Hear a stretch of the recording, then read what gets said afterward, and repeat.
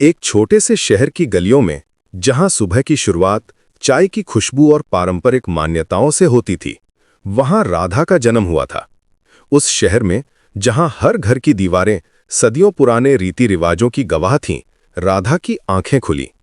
उसके घर में भाई के लिए किताबें और आज़ादी थी, उसके लिए जिम्मेदारियां और चुप्पी। बचपन से ही राधा को समझ नहीं आता था कि एक ही घर में पैदा होकर किस्मतें इतनी अलग क्यों होती हैं, लेकिन वह सवाल मन में दबाकर आगे बढ़ती रही। ये सवाल उसके दिल में एक छोटी सी आग की तरह जलता रहता था, जो धीरे धीरे बढ़ती जा रही थी। राधा के घर में लड़कों की शिक्षा को प्राथमिकता दी जाती थी। ये कोई अनोखी बात नहीं थी, पूरे मोहल्ले में यही नियम था। उसका भाई स्कूल जाता, खेलता, दोस्तों के साथ समय बिताता, जबकि राधा को घर के काम में हाथ बटाना पड़ता था। सुबह उठकर चाय बनाना, बर्तन धोना, कपड़े धोने में मां की मदद करना, ये सब उसकी दिनचर्या का हिस्सा था। फिर भी जब वह अपने भाई की किताबें देखती तो उसकी आंखों में एक अजीब सी चमक आ जाती थी। वह चुपके से उन किताबों को पढ़ती, अक्षरों को समझने की कोशिश करती। उसकी उंगलियां पन्नों पर इस तरह फिरती थीं जैसे वे कोई खजाना खोज रही हों। मां जब उसे पकड़ लेती तो डांट पड़ती कि लड़कियों को यह सब नहीं करना चाहिए, लेकिन राधा के मन में सीखने की भूख बढ़ती ही जा रही थी। स्कूल जाने की उम्र आई तो राधा ने अपनी मां से कहा कि वो भी पढ़ना चाहती है। घर में बहस हुई, दिनों तक चर्चा चलती रही। पिताजी कहते थे कि लड़कियों को ज्यादा पढ़ाने से क्या फायदा, आखिर में तो शादी करके दूसरे घर जाना है। दादी जी भी इसी बात को दोहराती रहती थीं, लेकिन राधा की जिद के आगे परिवार को झुकना पड़ा। हर दिन जब वो स्कूल जाती तो लगता जैसे वो सिर्फ एक लड़की नहीं बल्कि एक सोच के खिलाफ चल रही है। रास्ते में पड़ोसी कहते थे, इतना पढ़ाने से क्या होगा, लड़की है, घर का काम सीखे। कुछ औरतें आपस में फुसफुसाती थीं, देखो राधा के माँ बाप कितने आधुनिक बन रहे हैं। लेकिन राधा के कदम रुकते नहीं थे। वो जानती थी कि हर कदम पर उसे साबित करना होगा कि वो गलत नहीं है। स्कूल में राधा एक होनहार छात्रा थी। टीचर उसकी तारीफ करते थे, उसके नंबर हमेशा अच्छे आते थे। लेकिन घर में ये बात कोई खुशी नहीं लाती थी। जब राधा ने कॉलेज जाने की बात कही तो घर में तूफान आ गया। पिताजी ने साफ मना कर दिया, अब बहुत हो गया, लड़की को इतना पढ़ाने की जरूरत नहीं। उस रात राधा अपने कमरे में बैठी रही। उसके मन में तरह तरह के ख्याल आ रहे थे। क्या सच में उसका सपना यहीं खत्म हो जाएगा? लेकिन राधा ने कांपती आवाज में फिर भी दृढ़ता से कहा कि अगर उसे मौका नहीं मिला तो वो अपने आप को कभी माफ नहीं कर पाएगी। उसकी आंखों में आंसू थे, लेकिन हार मानने का नाम नहीं था। वो जानती थी कि ये उसकी जिंदगी का सबसे अहम मोड़ है। कई दिनों की बहस के बाद आखिरकार परिवार ने राधा को कॉलेज जाने की इजाजत दे दी, लेकिन शर्त ये थी कि वो अपना खर्च खुद उठाएगी। राधा के लिए ये एक नई चुनौती थी, लेकिन वो तैयार थी।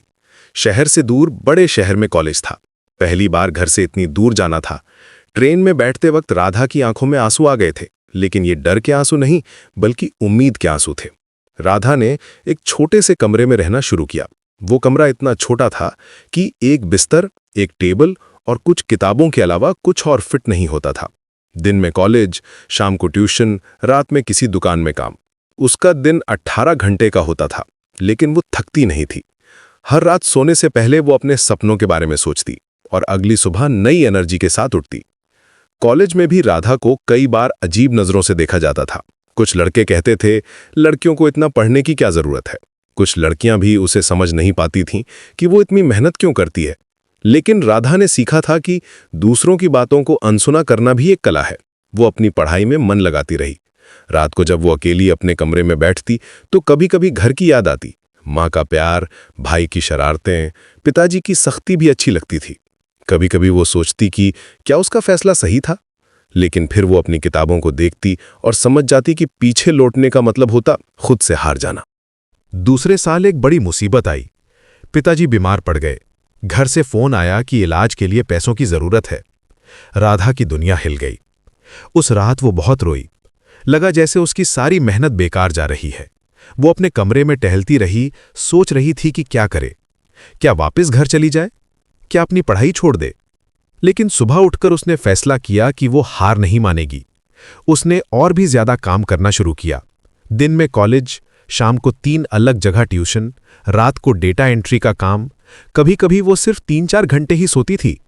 उसके दोस्त चिंता करते थे, लेकिन राधा का जज्बा देखकर वे भी इंस्पायर हो जाते थे। वो अपनी पढ़ाई भी जारी रखती और घर भी पैसे भेजती। इस दौरान राधा ने देखा कि संघर्ष सिर्फ गरीबी का नहीं होता, बल्कि सोच का भी होता है। जब लोग उसे इतनी मेहनत करते देखते तो कहते थे, लड़की होकर इतना क्यों कर रही है, घर जाकर शादी कर ले। कुछ लोग उसकी मेहनत को समझते थे, लेकिन ज्यादातर लोग उसे अजीब समझते थे। लेकिन राधा को पता था कि वो सिर्फ अपने लिए नहीं, बल्कि उन सभी लड़कियों के लिए लड़ रही है जो उसकी तरह सपने देखती हैं। वो जानती थी कि अगर वो हार गई तो बहुत सी लड़कियों के सपने भी टूट जाएंगे। तीसरे साल राधा की मेहनत रंग लाई। वो अपनी क्लास में टॉप करने लगी। प्रोफेसर्स उसकी तारीफ करते थे। धीरे धीरे कॉलेज में भी लोगों की नज़र बदलने लगी। जो लड़के पहले उसे अजीब नज़रों से देखते थे, अब वे उसका सम्मान करते थे। कुछ लड़कियां उससे सलाह मांगने आती थीं। राधा को समझ आ गया था कि रिस्पेक्ट अर्न करनी पड़ती है, मांगने से नहीं। वो अब कॉन्फिडेंट फील करती थी, जानती थी कि उसने सही रास्ता चुना है। अंतिम साल में राधा को एक अच्छी कंपनी में इंटर्नशिप मिली। वहां भी शुरुआत में कुछ लोगों ने उसे कम आंका। लड़की है, ज्यादा काम नहीं कर पाएगी।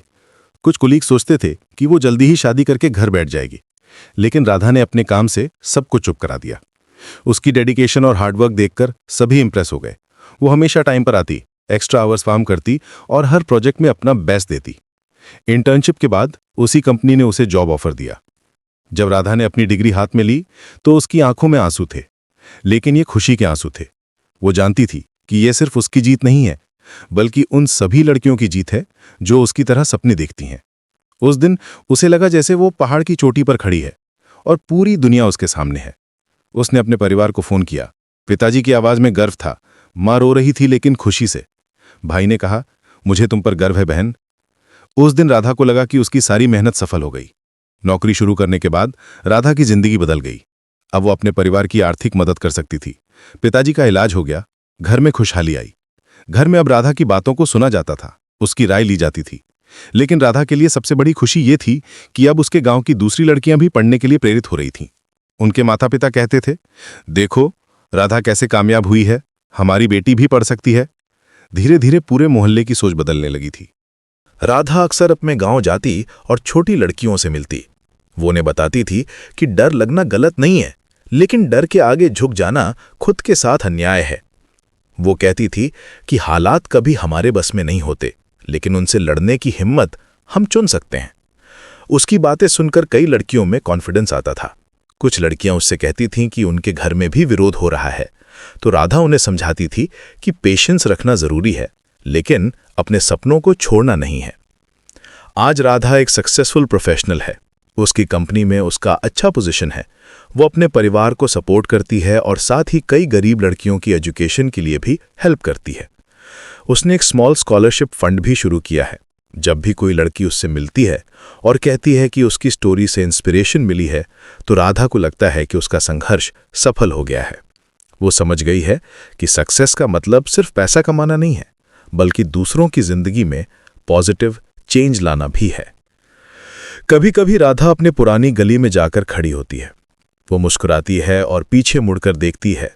उसे समझ आ गया है कि जीत सिर्फ मंजिल तक पहुंचने में नहीं होती, बल्कि रास्ते पर डटे रहने में होती है।